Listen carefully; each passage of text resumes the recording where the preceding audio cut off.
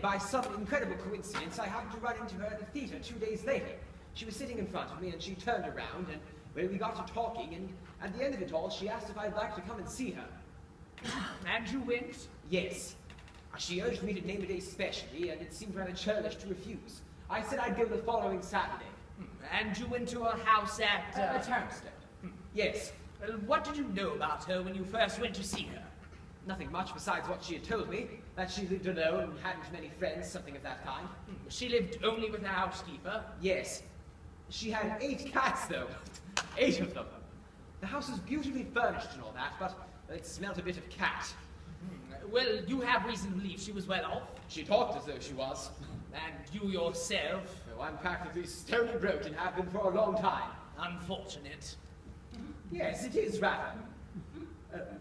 You mean they're going to say I was sucking up to her for her money? Well, I wouldn't have put it quite like that. But yes, that is possibly what people might say. It isn't really true, you know. As a matter of fact, I felt sorry for her. I thought she was lonely. I was brought up by an old aunt, my Aunt Betsy's, and I like old ladies. You say old ladies. Do you know what age Miss French was? As a matter of fact, I didn't know at the time, but I read it in the paper after she was murdered. She was 56. 56? Well, you may consider that old, Mr. Vole, but I should doubt very much if Miss Emily French considered herself old. But you can't call it a chicken now, can you? Well, how often did you visit Miss French? I should say once, twice a week, perhaps. And did you bring your wife with you?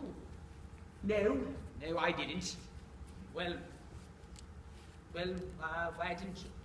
Well, frankly, I don't think it would have gone over very well if I had. Well, with Miss French or with your wife? With Miss French. Go on. Well, you see, she got rather fond of me. You mean she fell in love with you? Good Lord, no, nothing of that sort. Just sort of pampered me and spoiled me, you know the sort of thing. Now, Mr. Vole, I have no doubt part of the police case against you, if there is a case against you, which as yet we have no definite reason to suppose, will be why did you, young, good-looking, married, devote so much of your time to an elderly lady with whom you could hardly have very much in common? Yes, I know they're going to say I was sucking up to her for her money. And in a way, perhaps that's true, but only in a way. Well, at least you're frank, Mr. Vole. Could you explain a little more clearly? Well, like I said, Miss French made no secret of the fact that she was rolling in money. And as I told you, Christine and I were rather hard up. I always thought that if things got really tight, we might, well, be able to ask her for a loan.